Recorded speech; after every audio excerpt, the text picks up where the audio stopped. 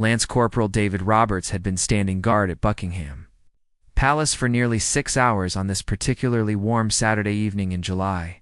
The summer crowds were always larger and more boisterous than usual. But tonight felt different.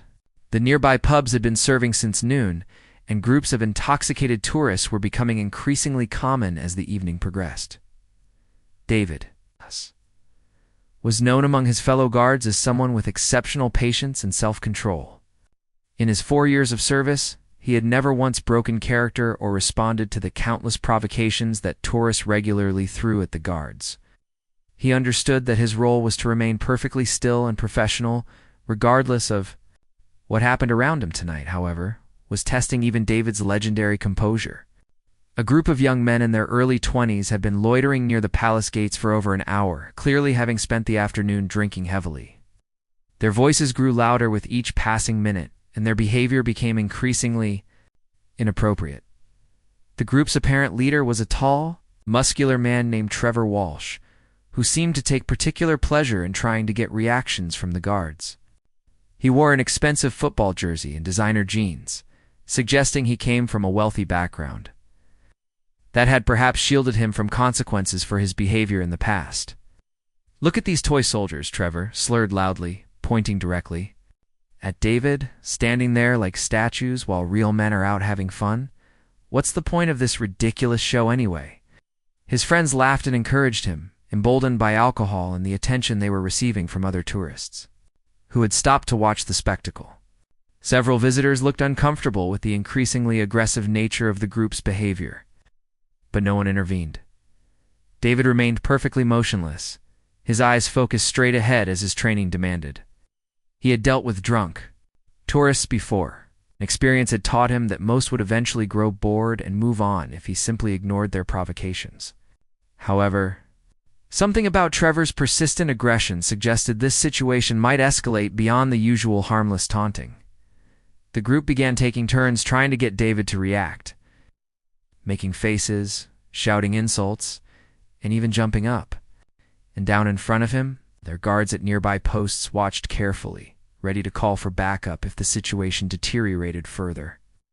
But protocol demanded they maintain their positions unless directly threatened. Trevor seemed frustrated by David's complete lack of response.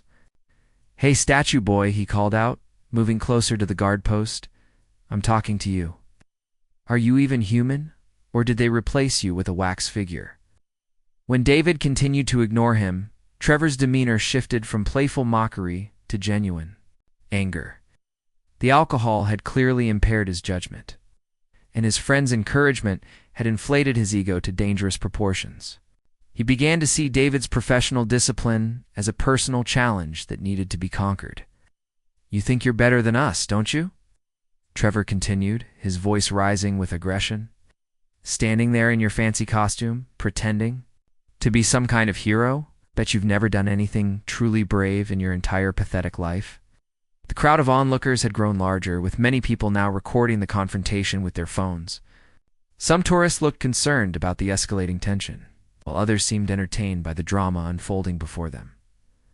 David could feel the situation building toward something more serious than typical tourist harassment. His military training had taught him to recognize when someone was moving from verbal aggression toward potential physical confrontation. And all the warning signs were present in Trevor's increasingly erratic behavior. Still, David remained at his post, maintaining the perfect discipline that had earned him respect among his colleagues and superiors. He had no way of knowing that Trevor's next actions would push far beyond anything he had experienced before, testing not only his professional training but his fundamental beliefs about duty, restraint, and justice. Trevor's frustration with David's unresponsive behavior reached a boiling point when he realized that nothing he said was getting any reaction. The alcohol had completely clouded his judgment, and the crowd of spectators only fueled his need to prove dominance over the motionless guard.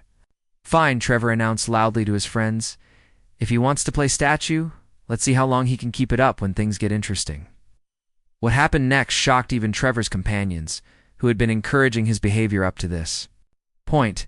He reached into his jacket pocket and pulled out a small water bottle, but instead of drinking from it, He began pouring the contents slowly over David's perfectly polished boots.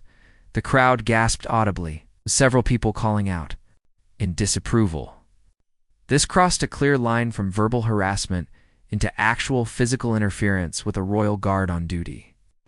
David felt the liquid seeping into his boots, but remained perfectly still, though his jaw tightened almost imperceptibly, emboldened by David's continued non-response. Trevor escalated further. He began flicking small pieces of food and debris at David's uniform, laughing maniacally as each item struck the guard's pristine red jacket. His friends looked increasingly uncomfortable, realizing that their companion had moved far beyond harmless fun into genuinely criminal behavior. "Trevor, mate, maybe we should go," one of his friends suggested nervously, noticing how other tourists were now openly expressing disgust at their group's actions. But Trevor was too far gone to listen to reason. The combination of alcohol, public attention, and David's unwavering discipline had created a toxic mixture in his mind. He interpreted the guard's professional restraint as weakness rather than strength. And this misunderstanding drove him to even more outrageous behavior. Taking out his phone, Trevor began recording himself as he continued his harassment. "Look at this pathetic excuse for a soldier," he said into the camera. "Doesn't even have the backbone to tell me to stop. What kind of man just stands there and takes this kind of treatment?" He moved even closer to David, now standing just inches away from the guard's face. The smell of alcohol was overwhelming, and David could feel Trevor's breath on his skin. Still, he maintained his position with the discipline that had been drilled into him through years of military training. Trevor's next action shocked everyone present, including his own friends, who immediately began backing away from him. He reached out and deliberately knocked David's ceremonial hat from his head, sending it tumbling to the ground where it landed in a small puddle of spilled drink. The crowd erupted in angry shouts, with several people demanding that someone call the police. Immediately, other tourists began approaching, clearly intending to intervene before the situation escalated any further.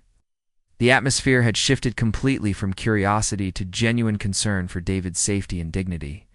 David's hat represented more than just part of his uniform. It was a symbol of his service, his dedication, and the honor of his regiment. Every guard understood the deep significance of the ceremonial elements of their dress, and having it deliberately knocked to the ground by a drunk stranger was an insult that went beyond personal disrespect to an attack on everything he represented. For the first time since the harassment began, David's eyes moved slightly, glancing down at his hat lying in the dirty water. The movement was so subtle that most observers missed it entirely, but Trevor noticed and interpreted it as a sign of victory. "Finally got a reaction," Trevor shouted triumphantly, not realizing that what he had just witnessed wasn't surrender, but the moment when even the most disciplined person reaches their absolute limit. What Trevor didn't understand was that knocking off David's hat had triggered something far beyond a simple reaction. Oh. In that moment, David's military training, his sense of honor, and his responsibility to protect the dignity of his position all converged into a crystal-clear understanding of what needed to happen next. David slowly, deliberately, began to move for the first time in over 6 hours. But instead of the explosive anger that Trevor expected, David's movements were controlled, precise, and somehow more intimidating than any display of rage could have been. The crowd fell completely silent as David bent down to retrieve his hat, carefully brushing off the dirt and water with the same meticulous attention he gave to every aspect of his appearance. He placed it back on his head with perfect precision, adjusting it until it sat exactly as regulations demanded. Then David did something that stunned everyone present. He stepped down from his guard post and walked directly toward Trevor, his posture erect and his expression calm but absolutely determined. The drunk man's triumphant grin began to fade as he realized that his victory might have been premature. "Sir," David said in a voice that carried clearly across the courtyard despite its quiet tone, "you have just committed multiple offenses against a member of Her Majesty's Guard while on royal property. You have 30 seconds to gather your belongings and leave these premises voluntarily, or I will personally ensure that you are removed by force." Trevor's friends immediately began backing away, suddenly understanding that their companion had pushed things far beyond harmless fun into serious legal trouble. Several of them tried to grab Trevor's arms to pull him away, but he shrugged them off with drunken bravado.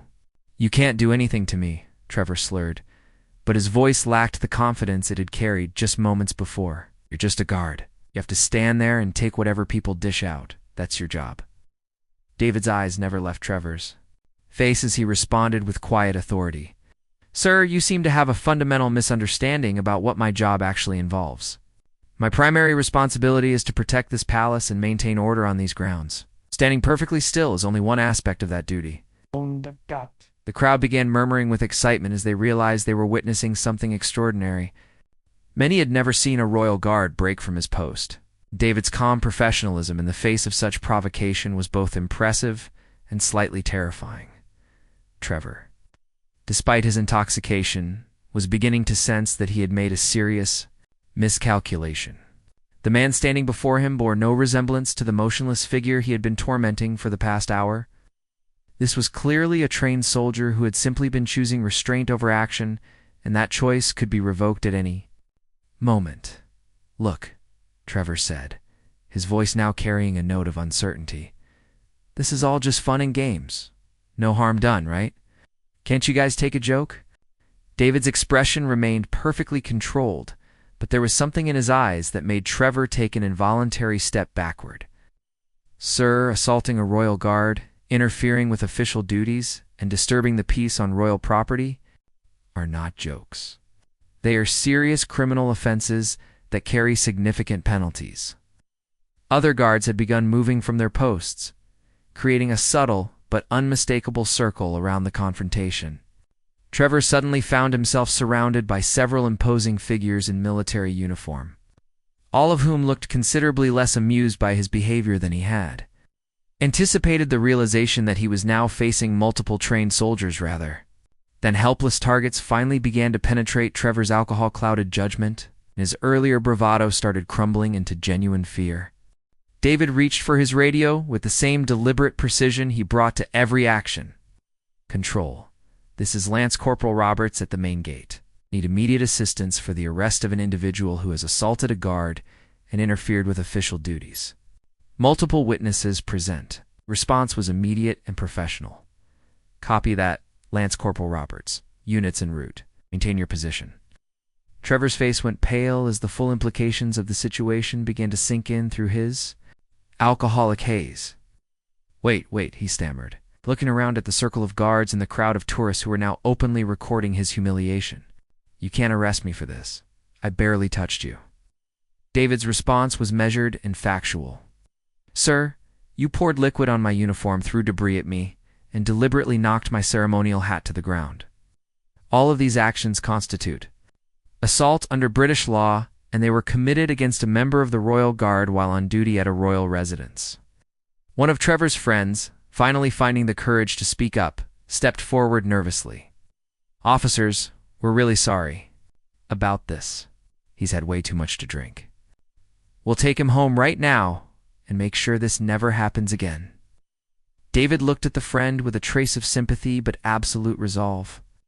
"I appreciate your concern, sir, but your friend made his choices while knowing full well what he was doing.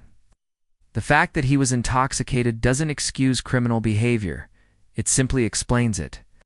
Within minutes, the distinctive sound of sirens could be heard approaching the palace gates. The crowd of tourists had grown even larger, drawn by the unusual spectacle of guards actually leaving their posts to deal with a disruptive individual. Many were filming the entire encounter, ensuring that Trevor's moment of drunken arrogance would be preserved forever. Trevor made one last, desperate attempt to avoid the consequences of his actions. "Look, I'm sorry. Okay? I didn't mean anything. Buy it. Can't we just forget this whole thing happened?" But David's military training had taught him that allowing serious misconduct to go unpunished only encouraged further problems. "Sir, if I ignored your behavior tonight, what message would that send to the next person who decides to assault a guard? My duty is not just to protect this palace, but to ensure that everyone understands there are real consequences for this kind of conduct." The police arrived with professional efficiency, quickly assessing the situation and taking statements from David and several witnesses. Trevor's friends provided officers with his full name and address, clearly hoping their cooperation might somehow reduce the trouble their companion was facing, as the handcuffs were placed on Trevor's wrists. He finally seemed to grasp the magnitude of what had happened. It's a playful harassment that had started as drunken entertainment had escalated into a serious criminal matter that would have lasting consequences for his future. "This is insane," Trevor protested, as he was led toward the police vehicle. "I'm going to be on the news for this, aren't I? My parents are going to see this. My employer is going to find out." One of the arresting officers responded with the same professional courtesy David had shown throughout the encounter. Sir. "Those are all consequences you should have considered before you chose to assault a royal guard in front of dozens of witnesses." David watched as Trevor was placed in the back of the police car, then turned to address the crowd of tourists who had witnessed the entire incident. What he said next would be remembered long after the news cameras stopped rolling. David turned to face the crowd of tourists who had witnessed the entire confrontation, his uniform once again perfect despite the ordeal he had just endured. His voice carried clearly across the courtyard as he addressed them with the same calm authority he had shown throughout the incident. "Ladies and gentlemen," David began, "I want to thank those of you who spoke up in support of proper conduct tonight. What you witnessed here demonstrates an important principle that we sometimes forget in our daily lives." The crowd listened intently, many still recording with their phones as they recognized they were hearing something significant from someone who had just handled an extraordinary situation with remarkable professionalism. "Standing perfectly still for hours at a time is indeed part of our duty as royal guards," David continued. "But our most important responsibility is knowing when stillness serves the greater good, when action is required to protect the dignity and safety of everyone around us." He gestured toward where Trevor had been standing just minutes before. That young man made the mistake of confusing discipline with weakness, restraint with inability to act. He failed to understand that true strength often lies in choosing not to use the power available to us until the moment when using that power becomes necessary. Several tourists nodded in understanding, clearly moved by David's words and his handling of the situation. One elderly gentleman stepped forward and extended his hand.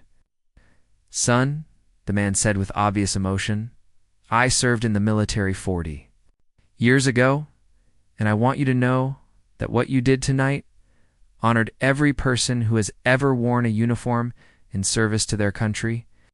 David shook the man's hand respectfully. "Thank you, sir.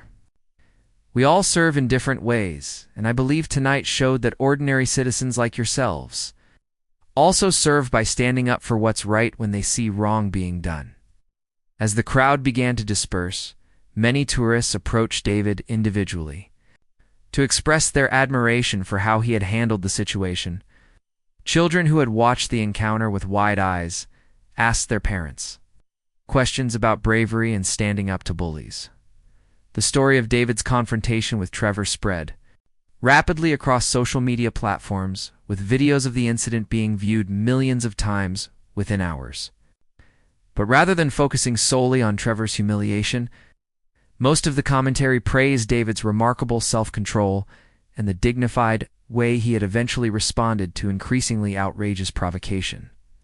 News organizations picked up the story, and by the next morning, David found himself being interviewed by reporters from around the world who wanted to understand how he had maintained such perfect composure under such trying circumstances. "The key," David explained to one interviewer, "is understanding that our role as guards goes far beyond just standing in place. We're representatives of something larger than ourselves, and that responsibility shapes every decision we make, including the decision of when to break from traditional protocol in order to uphold higher principles." The interview clips went viral just as quickly as the original incident, with David's thoughtful responses earning praise from military veterans, law enforcement officers, and citizens who appreciated seeing someone handle conflict with both strength and wisdom. Trevor, meanwhile, was facing the harsh reality of his actions. The arrest had been recorded from multiple angles and shared across every major social media platform, making his face recognizable to millions of people around the world. His employer, a prestigious London law firm, immediately suspended him, pending the outcome of his criminal charges. Local newspapers picked up the story. Trevor's parents, prominent members of their community, found themselves dealing with the embarrassment of their son's behavior being broadcast internationally. The comfortable life of privilege that had shielded Trevor from consequences was no longer sufficient to protect him from the results of his own choices. But the most surprising development was yet to come, as Trevor's legal troubles were about to take an unexpected turn that would shock everyone involved. 3 weeks after the incident, David received an unexpected phone call at the palace. Trevor Walsh was requesting a meeting, not through lawyers or intermediaries, but personally. His tone was completely different from the arrogant drunk who had harassed David that night, placed by genuine humility and what sounded like sincere remorse against the advice of his colleagues. David agreed to meet Trevor at a small cafe near the palace, curious about what the young man might have to say after facing the consequences of his actions. When Trevor arrived, he looked like a completely different person from the cocky troublemaker who had knocked off David's hat. "Lance Corporal Roberts," Trevor began, his voice quiet and respectful. "I want to start by offering you the most sincere apology I've ever given anyone in my life. What I did that night was inexcusable, and I've spent every day since then trying to understand how I became the kind of person who could treat another human being that way." David listened carefully, noting the genuine shame in Trevor's expression and the complete absence of the entitled attitude that had characterized their first encounter. "I appreciate you coming here, Trevor, especially after everything that's happened." Trevor nodded gratefully. "The truth is, that night changed everything for me. Not just because of the legal consequences or the public embarrassment, though those were severe enough. It was seeing myself in those videos, watching how I treated you, and realizing I had become someone I didn't recognize." He paused, gathering his thoughts before continuing. "I lost my job, my friends won't speak to me, and my parents are so ashamed they can barely look at me. But the worst part is knowing that I deserved all of it, and that you would have been completely justified in doing much worse to me than you did." David was struck by the sincerity of Trevor's remorse. This was clearly someone who had undergone genuine self-reflection rather than simply looking for ways to minimize his punishment. "What have you learned from this experience?" David asked. Trevor's answer revealed the depth of his transformation. "I learned that privilege and wealth had protected me from consequences for so long that I thought I was above basic human decency. I treated you terribly because I saw your uniform and your duty to remain still as signs of weakness rather than strength." He looked directly at David with eyes that showed real understanding. "Wow. But watching those videos over and over again, I finally saw what everyone else saw that night. You weren't weak at all. You were incredibly strong, choosing restraint when you could have easily overpowered me. When you finally did act, you did it with more dignity and professionalism than I've ever shown in any situation in my entire life." David was impressed by Trevor's insight, but remained curious about his motivations for seeking this meeting. "What is it that you're hoping to accomplish by speaking with me today?" Trevor's response was both surprising and moving. "I want to ask if there's any way I can make amends for what I did, not to reduce my legal punishment or get my job back, but because I need to find a way to turn this horrible mistake into something that might eventually help other people." He explained that he had been volunteering at local homeless shelters and addiction counseling centers, trying to understand how people ended up making destructive choices like the ones he had made. "I want to use my story as a warning to other privileged young people who think their money and connections make them untouchable." David was struck by the genuine nature of Trevor's transformation. "That's commendable, Trevor, but what specifically are you asking of me?" Trevor's request was both humble and ambitious. "I'm starting a program to speak at universities and private schools about the consequences of entitled behavior. I want to show students the videos of that night, tell them about everything I lost, and help them understand that real strength comes from treating everyone with respect, not from using privilege to hurt others." He paused before making his most difficult request. "I was hoping you might consider joining me for some of these presentations, not to forgive me publicly or minimize what I did, but to show young people what real character looks like under pressure." David considered the proposal carefully. The idea of working with someone who had treated him so poorly seemed impossible just weeks ago. But Trevor's genuine remorse and constructive approach to making amends was compelling. "I'll think about it," David said finally. "If you're serious about this work and you continue to demonstrate genuine change, I might be willing to participate in some way." 6 months later, David and Trevor were presenting together at schools across the country, sharing their story as a powerful lesson about respect, consequences, and the possibility of redemption through genuine change. Their unlikely partnership became a symbol of how even the worst mistakes can lead to positive outcomes. When people are willing to take responsibility and work toward becoming better versions of themselves, the shocking result that began with drunken harassment had evolved into something neither man could have imagined: a friendship built on mutual respect and a shared commitment to helping others avoid the mistakes that had brought them together in the first place.